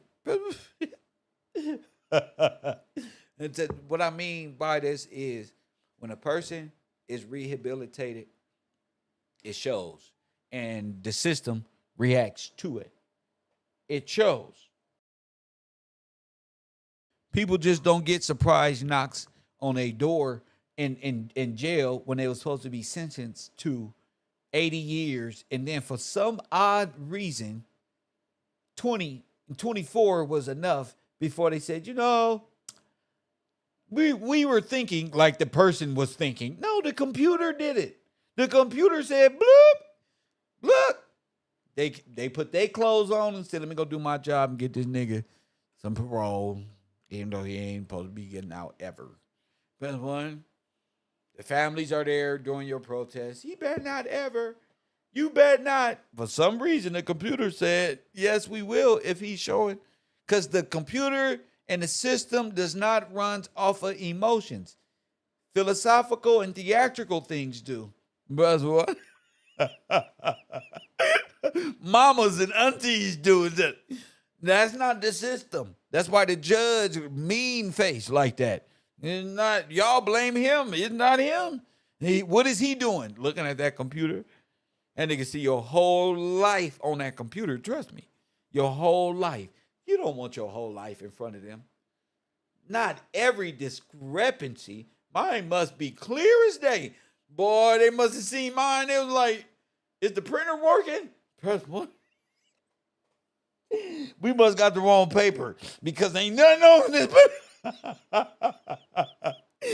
That is the feeling I want people to think about, that I know they can have for themselves when changing their mind. That's why this university exists. Man, this fucking is the printer out of ink around this mug. Because Gillespie, this is an incomplete press. What do you mean it's incomplete? Well, I'm supposed to be a criminal? Sir, that's complete. Sir, complete. You hear me? Complete. I don't care what that prosecutor said. His words mean nothing. He cannot, this motherfucker can't go against that paper. Think of my exceptional record. The judge already shaking his head. Already, listen, take these dumbass shits off me. Nigga, it's time to go home. I'm Xbox, play some games, smoke some weed. What's wrong? That's the theatrical side. The real side happened while you was right there.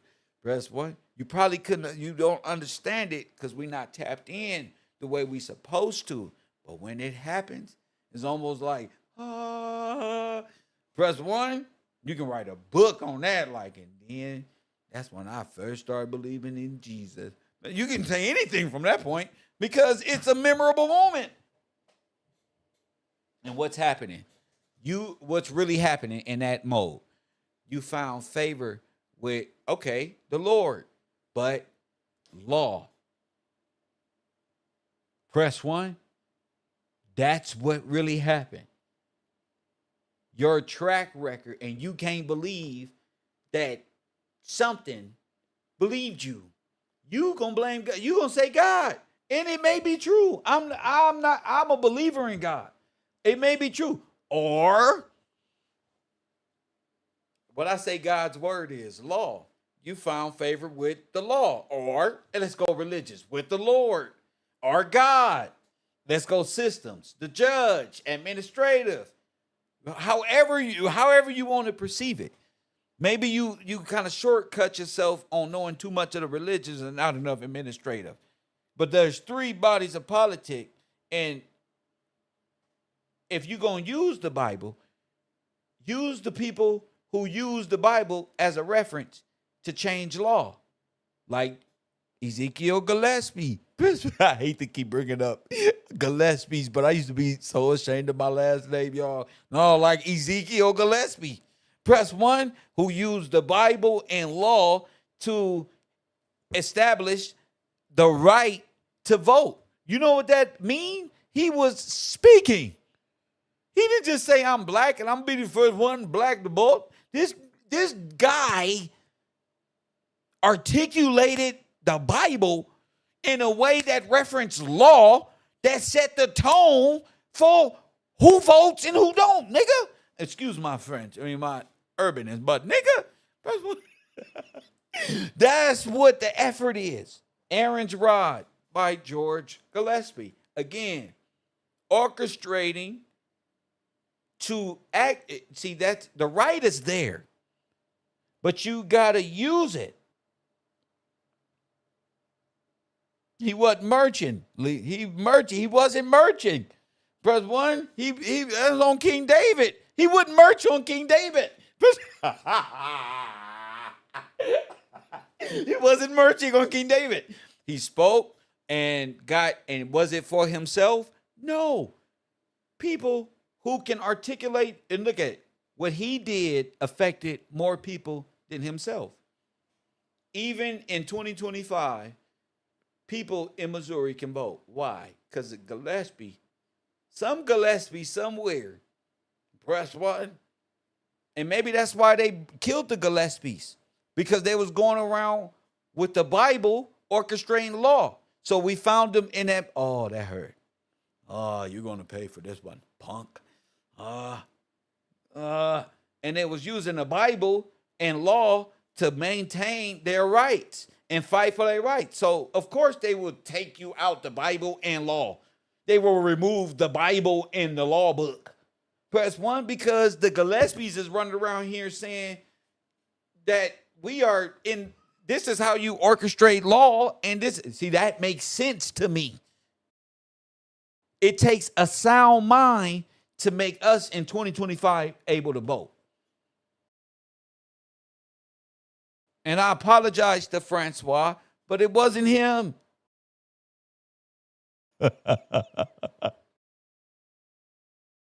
So it makes more sense why another Gillespie in 2020 in this era is speaking law, Bible, and relating it and cramming it so that the world is just the right. He's a damn Gillespie, bro. It's in my blood, mate. It's what I do. I write books and I orchestrate authority with the word of God and law. Press 1, and we free people. We develop sound minds. We develop sound minds. We develop that by testimonials, not by observing with a science lab, by trial and tribulation. by walking this life upright even when it's hard. Still, people find, how did you remain clean in this life? Don't you want to steal something?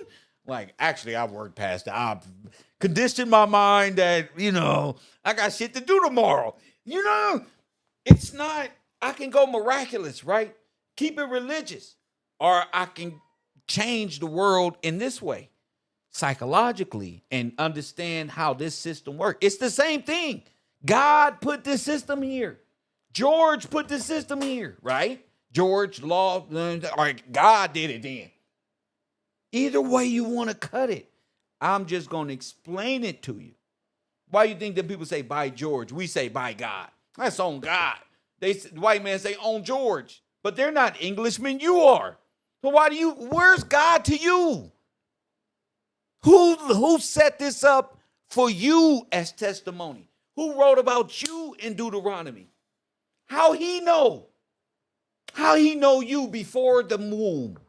That's before the matrix, before you disobeyed the law, before the transgression, before the serpent.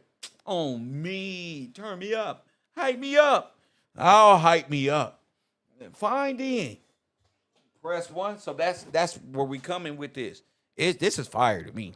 This is my natural state. I ain't got to pretend, fake, phony, get more views, nothing. I'm going to be honest with y'all. I make more revenue in my small YouTube channel than I was with all them subscribers and all that. I wasn't doing nothing. I'm like, man, what the heck? But it was all building my character. Look where we at. You don't need, I don't need me personally. Maybe other people do to be themselves. I just need a couple people with a sound mind who I can speak this to, and we on another page with this. A whole other level. It's not about, filling out no paperwork. You don't got to fill out no paperwork from this angle. There is no paperwork of freedom to fill out. Just the administrative part when it comes to right, when that's collective, though. But that's not affecting you as an upright, standing individual. When you're ready to speak and change law, this is the perspective you want to come from. Not get out here and start fighting the law right now and read. No, that's not how this happens. The kingdom of heaven is within. Michael Jackson tried to tell you, start with the man in the mirror.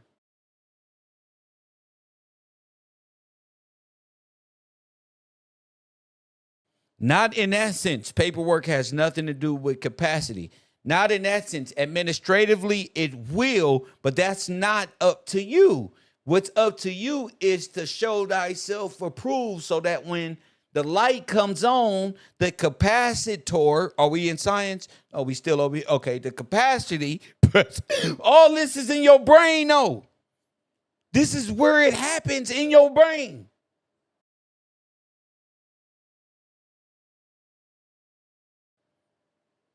You feel me? So, what do we need to bring in this classroom? What's the scientific process to bring the body to life from a dead state, from non-compost to mentis? Well, it's going to take an electron volt, a kilo electron volt, 1 Kev. Press 1. It's going to take 1 Kev, 1 brain, 1 Gillespie. Press 1. Gillespie does what? Well, that's self-explanatory. Brain, Brian, whatever, however you want to interpret that, but it's all coming from the mind. You thinking handsome. I see you in the back. Thinking handsome, kind, honorable noblemen from Greece or some goddamn Celtic shit, right? All right, save that. All right, I'm talking scientifically. Kev, Brian. So when you look me up, I'm telling you, don't do numerology on me. Look me up in physics. Look me up in calculus. I'm there. Press 1. And as I said, you're in Delta mode. This is smooth selling. There's no rush. I'm just reading. I'm just reading the lecture. You can always replay these back and just listen. All right. As soon as I said agency, they was like, see, I knew that nigga was the feds. No, nigga, agency. You got the bureau agency on you because you can't govern oneself. Oh, the adjustment bureau looking at me. Press one, and they rightfully are going to choose your destiny for you. Press one. They will choose it. It's going to happen. Trust me. You will have a bullshit life, man. It will be miserable for you fucking with them because they need you in that predicament. They need you. Without you being incapacitated, what they gonna do? They don't work. They got degrees to keep you in shambles, in shackles, nigga. If you don't stop, press one. You was listening to DMX, Lord, give me a sign. Well, here it is, nigga. Here it is. Ain't nothing, and they can't debate. Somebody in the chat room said, Sinetta don't teach this. Sinetta didn't know this. Y'all quit thinking that these people know. Sinetta didn't teach it because Sinetta don't know. God did this to Sinetta. He made it me. The one he called the clown. The one he said needed to, see, right? Wasn't not a clown. Wasn't not only messing up his money with Brother Polite because I was telling the truth and I wasn't about that and I wasn't really on nothing. I couldn't teach and all that. Well, tell Uncle Si his nephew is coming home.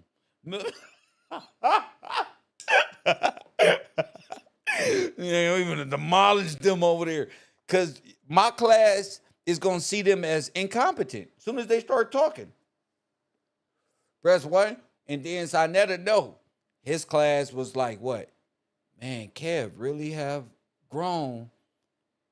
Man, he's saying, hey, you know what, man? Kev, right, bro. I felt it. I seen it happen. And that's why I sat there with that smile like, I can't believe it. I'm really on Sinetta about to teach this guy. And I knew no weapon against me. I didn't even know what the blue letter was when they brought it out. I just know God.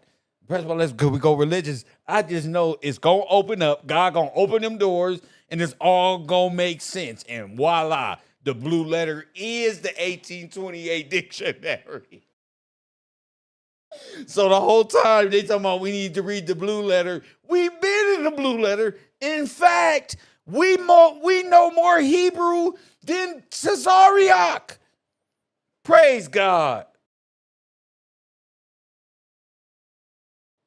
We know more than the Hebrew. We know more Hebrew than the Hebrew Israelites. They're not Hebrew at all. They don't even know words or nothing. I'm thinking they're just Moors, man. I think they just Moorish. They come from Russia and Jamaica, and they just wearing garments, trying to dress up, and they really wolves in garment clothing.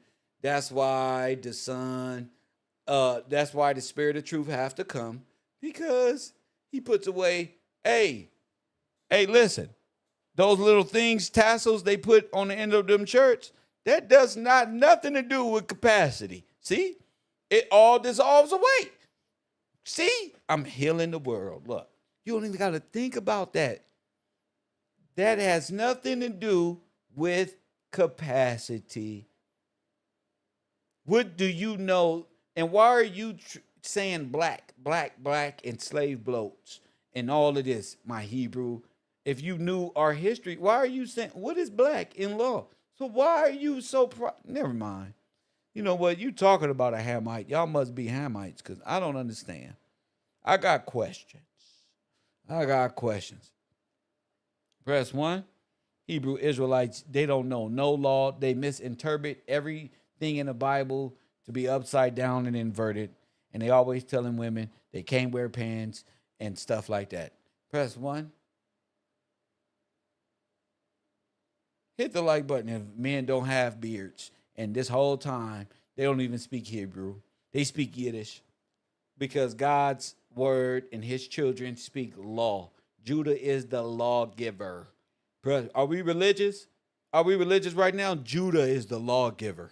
And if there's a Judah on this earth, he must going to be a Gillespie because them the only ones who be running around displaying lawful acts. Nigga, changing the world with words. Like it's like prophecy because it's in us, mate. We chosen by God, like royalty. Press 1, all of us. And once Mr. Gillespie tap into your mind and get you to activate your brain like that game Simon Says, where you used to have to push the yellow button and show your cognition. You're going to do that with your motherfucking brain. And ain't nothing, and it's inevitable. Like judgment, like apocalypse, like Thanos, like dark side. Inevitable. You got to understand what judgment is. The administrative process. Bro, what? You know, the administrative process. We can go from religious aspect because God's word is law. So the administrative process, it ain't got no feelings. In fact, the law is jealous that you would even do bad things after you know you finna go sit down. That's jealous. Fool, you should know better. When that reading come across, that's law in order. But in the same process, law redeems. Law forgives in a sense, in an administrative way. God forgives in the same way with love.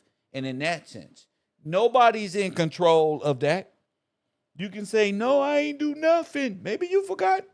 Maybe you forgot all the things you did that nobody saw. I don't know. All I know is I got fishing poles on the way from Amazon. They got good deals. It must be. First one, I'm going to find me a good lake. First one.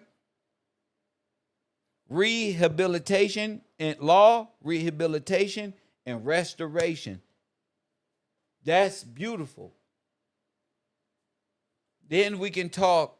What's the other one?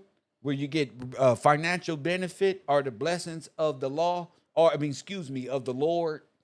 See how I play with that? Like boom, boom, boom. They thought I'm not. I'm just my translation skills, you know. If you was listening all these years, you would know. I'm popping in and out of dimensions depending on what you listening to. You know, I might spaz out and just go straight quantum for a week. Press 1. Just spaz out. Fuck it. Press 1. But that's just me. Spontaneous, combustion, controlled, sound. You know what I'm saying? It's not a threat. It's for show, for show. It's for show, for show. For real, for show, for show. Yeah. It's the you. I don't got no problems. Press 1, none. All my problems being dealt with.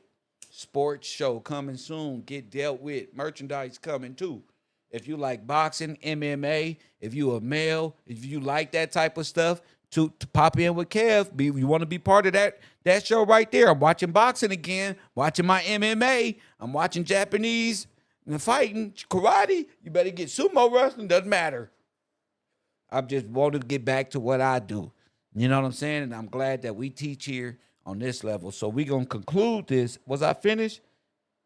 Oh, no. I still had a little. Oh, my bad. We talking standing. We was just about to press 1. All right, this is the last one. Because that was phase 1. All right. And this is the chapter 4. All right. So I don't know where you at or where your notes is, but hurry up and get to chapter 4. This is the final chapter for the day. If you want to support this broadcast, do so now so you can get the shout out and I can holler at you like I will do. Ollie Ware, shout out to you with that contribution to the podcast. Lita McCoy, C. Lewis, Jason Harris, Cedric Jefferson, Deborah Nichols. Shout out to y'all for contributing to this lecture. Y'all know what it is and more to come. Okay, we're talking standing. Who the law recognizes, okay? Class, phase 1, we just did that, okay? Was about comprehension. Phase 2 was about position. You cannot move inside a system until you understand where you are standing in it. Sounds scientific, huh? Right? Okay? It is. And most people, even highly educated people, have never been taught what standing actually means. Okay? So, let's get this correct. Standing is not confidence. Standing is not volume. Standing is not belief. Standing is recognition. It is the moment the system acknowledges you as someone whose presence matters procedurally. Without standing, everything you say is just commentary. With standing, even your silence has weight. Mute people. First one. This will teach you how standing was lost, how it was quietly removed, and how it is restored, not symbolically, but functionally. Okay? Standing is the legal condition that allows a person to invoke process. It is the difference between being present and being acknowledged. Many people appear before systems every day and never realize they are not actually standing within them. The law does not grant standing automatically. It requires that certain threshold to be met. These thresholds include capacity, coherence, relevance, and recognized interest in the matter at hand. If any one of these is missing, the system doesn't argue. It simply proceeds without you. I'm sorry, y'all. All right? This is why people feel ignored by courts, agencies, and institutions. It is not always because the system is corrupt. In fact, it's not because the system is corrupt. It is because the individual does not meet the criteria that the system uses to recognize participation. Okay? So who feels left out? Black people. Who feel why? Because you're using yourself as adjectives and adverbs and pronouns instead of you. Too many adjectives. Not enough nouns. But what? You don't even see yourself as anything. Hit the like button and subscribe.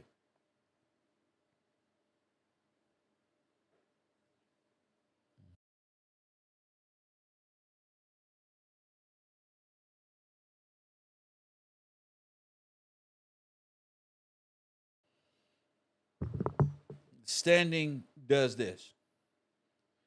It answers very specific questions like, why should this system hear you?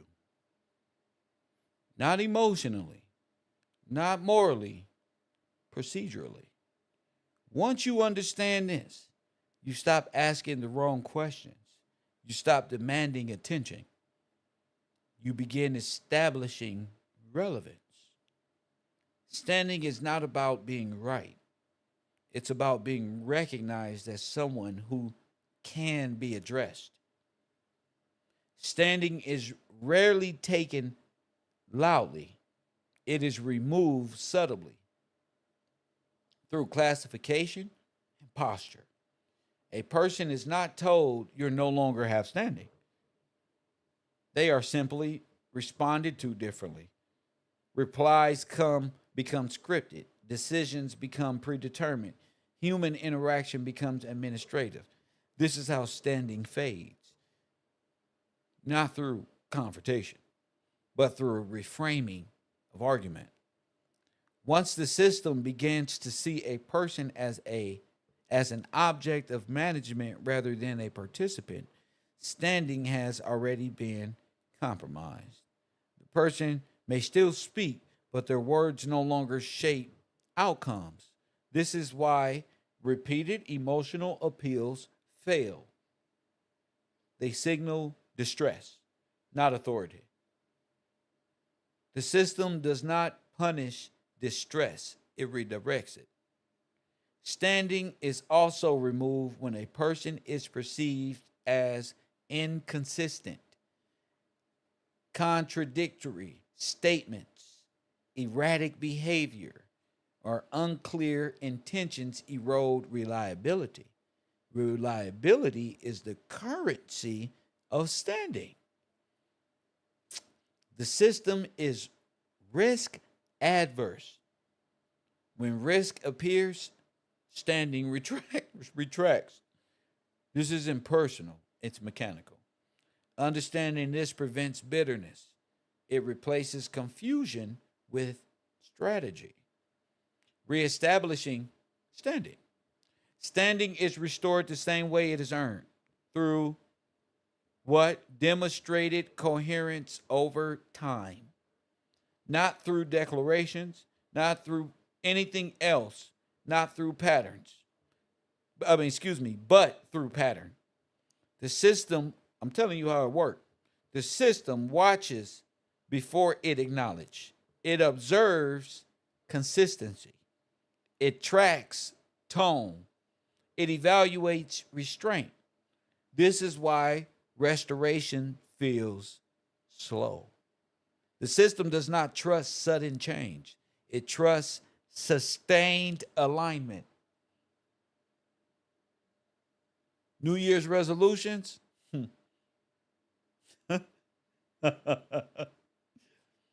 Reestablishing standing requires patience and intentional posture. It means choosing clarity over reaction. It means responding rather than reacting. It means understanding that every interaction contributes to classification. When standing begins to return, the signs are subtle but unmistakable. Subtle but unmistakable. Questions are asked, clarification is requested, engagement increases. This is the moment most people miss because they are still operating as if they are unheard. They over explain, they overreact, they sabotage the very recognition they are seeking. Standing returns quietly. Authority follows naturally. And once standing is restored, the individual is no longer processed. They are addressed. Now that we've kind of went over standing, the next lecture becomes unavoidable because standing does not exist in a vacuum. It exists inside jurisdiction. The next question is not who are you, but where are you being addressed from? Press one. Press one. Hit that like button, subscribe, make sure you contribute to the page. Shout out to y'all people, man, for being in this class. Y'all know I'm on a grind. Everybody out there, all 121 of y'all need to contribute $1 to my Cash App for being here. It's $1 a lecture. I'm here. KevRow. I hope to see y'all back tomorrow. We're going to continue this specific lecture and build from there because, and again, nobody's ahead of nobody. Nobody knows more. You up to your own. If you want to speak on this program, do research, come up on the program. I'll help you with that. That's nothing. But this is something you really have to apply your mind to and consume it very slow because it's a lot. And we may have breeze through this in an hour, 2 hours, 2 hours and 15 minutes. Look at that. But it was a lot of information. We went over 3 or 4 different words you need to be looking up. and that's self-evident. You know that. So do your homework, research. If you would like to speak on a program concerning anything we discussed today, hit me up on Patreon or on the Discord, and yeah, I'll send you the link to StreamYard so you can get on this conversation and how it relates. I'm not up for the long-winded conversations that's gonna lead to Nibiru. I just want to stay within the realm of this lecture series because this all has to make sense before law, before any of the things we've went over that most of the students really understood, but they was really still kind of hesitant to be wrong. You're not wrong here. You won't be wrong there if this is the foundation. So I believe in you as students of KevRow. Do your homework, look up these words, and begin to vocalize what you see in these lectures. I'm gonna have a Q&A probably Sunday. I have a Q&A about this matter. Q&A because it's gonna take about up to Sunday to get past the next few chapters. So we'll have a Q&A, ask the class if they understood certain parts of the lecture, and we'll move from there. So shout out to y'all. Shout out to Ali. Shout out to the moderators, of course, Royal Purple. Blessings to you. Shout out to let me see, any fellas up in here? George is in the building. Where y'all at? Let me see. George is in the building. All right. God bless y'all. I'm gonna stay grinding though. Stay focused. Remember, every dollar count. Hit that cash app. I love y'all. And of course, as always, I'll holla.